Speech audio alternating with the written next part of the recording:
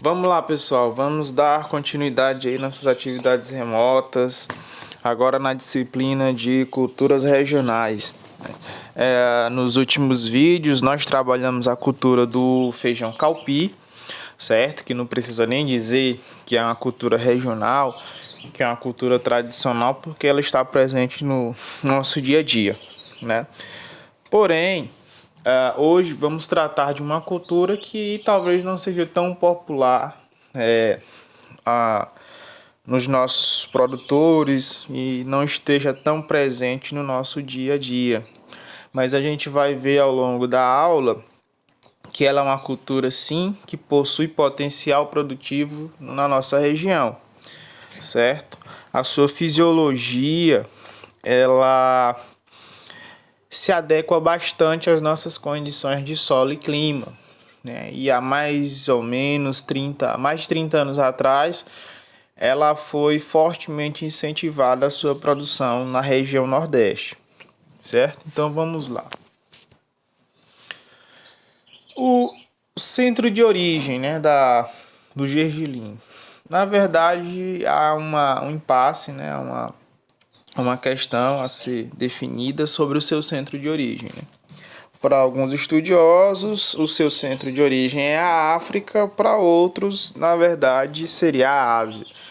Mas na verdade que a Ásia é um dos maiores consumidores e produtores do grão, certo?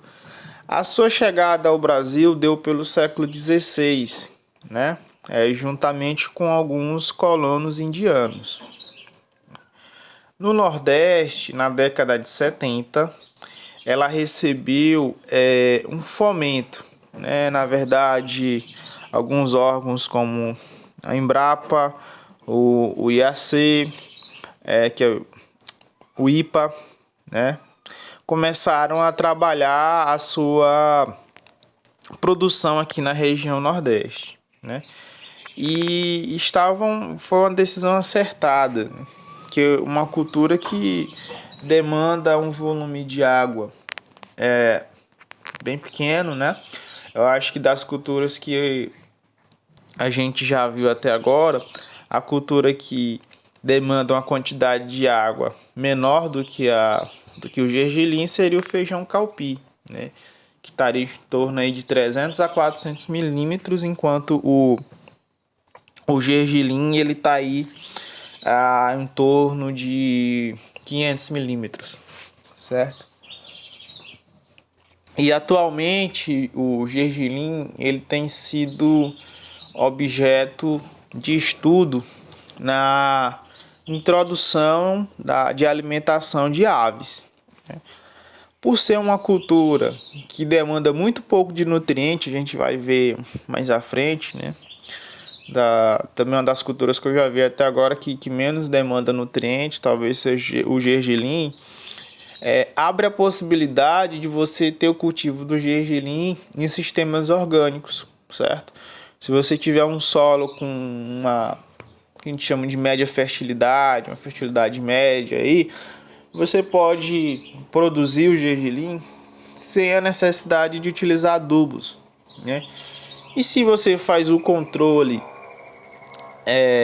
das pragas ou então utiliza variedades que são tolerantes às principais pragas, você já não vai ter tanta não vai ter necessidade de utilizar algum tipo de agrotóxico. Então veja só, vai ser um produto que não vai ter utilização de adubo químico e não vai ter a utilização de agrotóxico. Então você pode produzir ele de forma orgânica mais tranquilo, certo?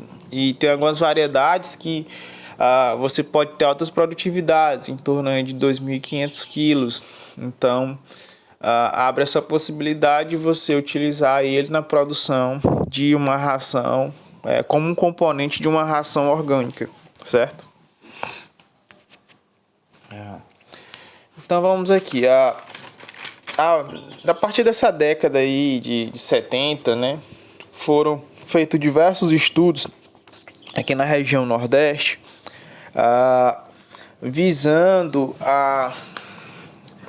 algumas variedades que atendessem às nossas necessidades. Dentre elas, nós temos aí a Seridó, né? Que já foi lançada aí no ano de 88, né? Então ela está com 32 anos aí. Ela, como suas principais características, né? O ciclo dela aí eu acho que vai de 130 a 140 dias. O seu grão ele tem uma coloração de creme acinzentado e ela é interessante para sistemas de cultivo de sequeiro, certo? A sua altura pode chegar aí a 1,80 m, certo? Só lembrando que de 130 a 140 para a cultura do gergelim é considerado um ciclo tardio, porque, por exemplo, a CNPA G2, o ciclo dela já é de 100 dias, né? Ela também tem uma coloração creme e ela pode ser trabalhada tanto em sequeiro como irrigado, né? A sua altura ela já tem um porte menor, algo em torno de 1,60 m, e ela é tolerante a uma das pragas chaves, que é a mancha angular. Aliás, praga não, doença, desculpa, mancha angular.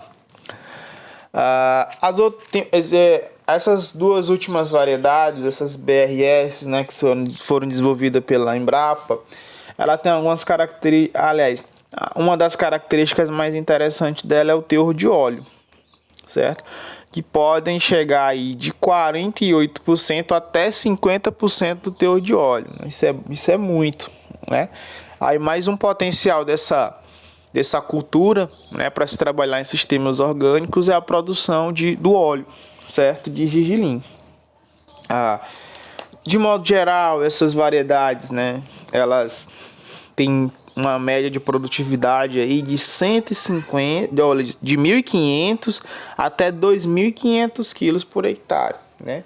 Quando eu digo 2.500 quilos por hectare, obviamente é um nível tecnológico de produção mais elevado, né? Com uma adubação, com irrigação. E assim, com relação às condições climáticas, né, que geralmente é um dos fatores que limita essa produtividade, ela é bem tolerante,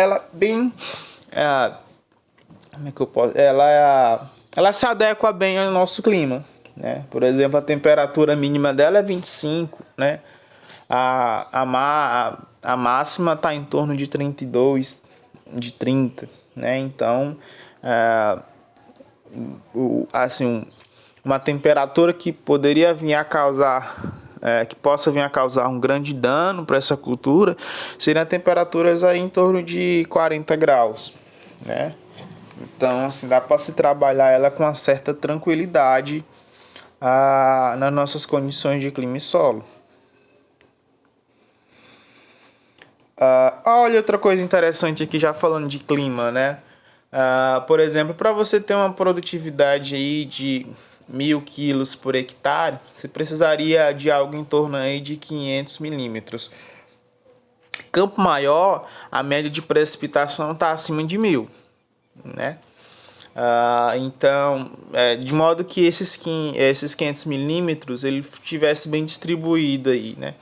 Em torno de 35% dessa chuva, se ela ocorresse no início da floração, 45% dessa chuva na floração e 20% aí na formação do fruto, do grão, certo?